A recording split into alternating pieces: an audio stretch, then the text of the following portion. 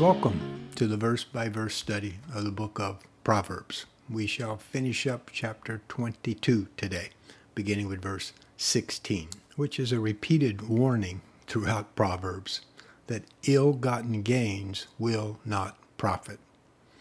One who oppresses the poor to increase his wealth and one who gives gifts to the rich, both come to poverty. This verse is a godly promise that the wealth gained dishonestly, and especially taking advantage of the poor, will not bring blessings. Instead, it'll bring headache and heartache. Likewise, one that attempts to give bribes or attempt to curry favor with the rich and powerful, they too, it'll end poorly. Next, some of your Bibles have a break before the verse 17, and it reads 30 sayings of the wise, or in some cases it simply says wise sayings. This break was in the original Hebrew text and is pointing out that the Proverbs 22:17 through 24:22 all come from different godly authors compared to the earlier Proverbs that mostly came from Solomon.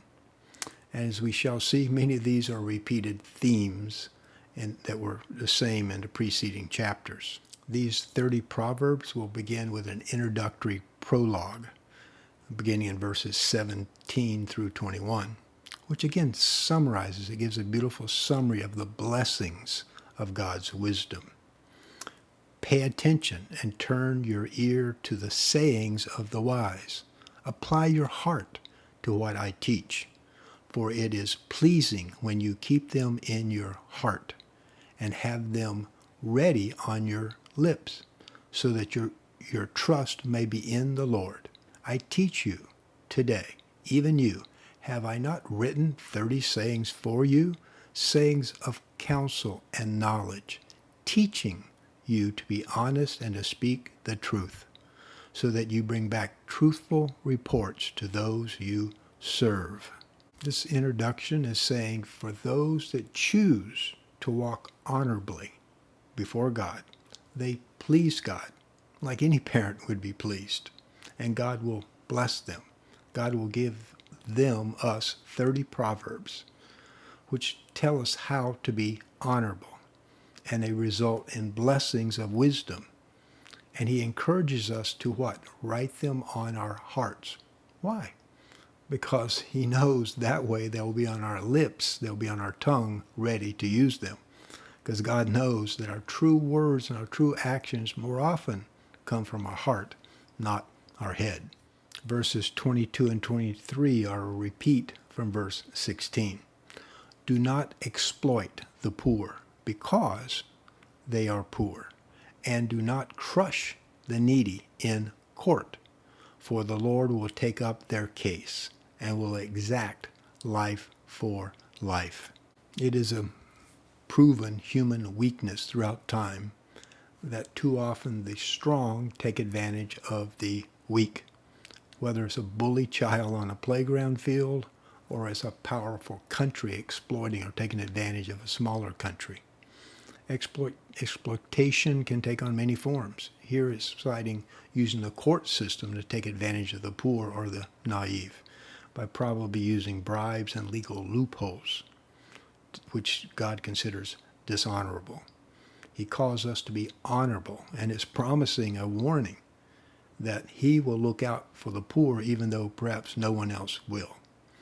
God will be their advocate and warns that true justice and eventually that justice will be served and proper punishment administered to those that seek to prey on the weak. Another warning. Do not make friends with a hot-tempered person. Do not associate with one easily angered, or you may learn their ways and get yourself ensnared. Paul in 1 Corinthians 15:33 said the same warning this way: bad company corrupts good character. The people that we choose as our friends and our associates will have a great influence on our character. Character means how we define right and wrong, which therefore influences how we behave. If we surround ourselves with people that are quick to anger or use foul language, gossip, or lazy, disrespectful, prideful, negative, dishonest, take advantage of others, then we, especially youth, will eventually become desensitized to that behavior. And it will begin to influence how we think and how we behave. So this verse is warning, you may learn their ways and therefore you get yourself ensnared. In other words, you will develop that type of behavior. Another repeated theme, which comes from chapter 6, chapters 11, chapter 17, chapter 20, and also we'll see again in chapter 27. Do not be one who shakes hands in pledge or puts up security for debts. God is repeating this warning. He is reminding us, he's pleading with us to be careful who we do business with, who we put our trust in. Here, shaking hands means that we're making a commitment that is guaranteed by a financial pledge, often a pledge of our assets, our house, money. Smooth-talking scam artists are not new. They existed 3,000 years ago when this was written, and they certainly exist today. You would think with all the knowledge and information we have today, people would have a bit more wisdom.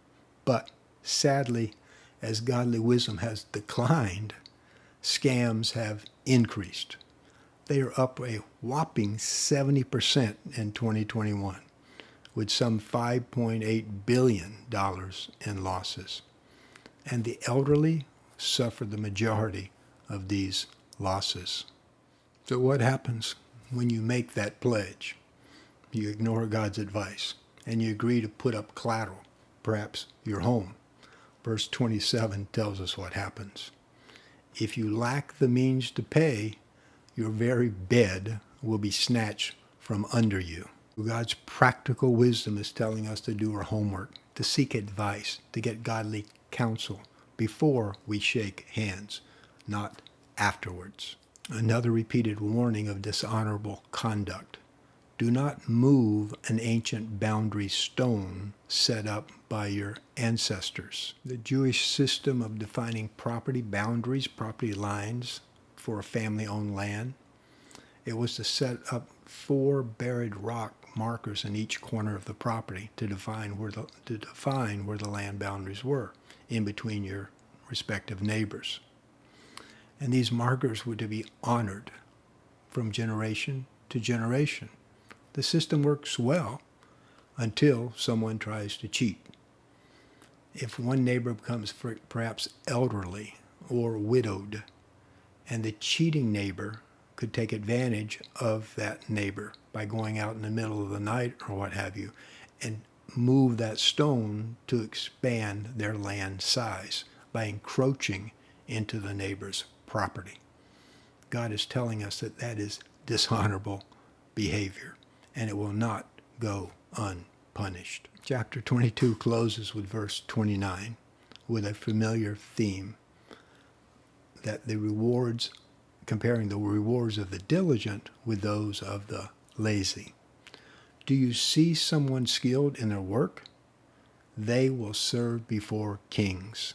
They will not serve before officials of low rank. The Hebrew word for skilled means not only a skilled craftsman, but also someone that is dedicated and takes pride in their work to do a job well. This is a person that shows up on time, is honest, is diligent in learning his or her craft.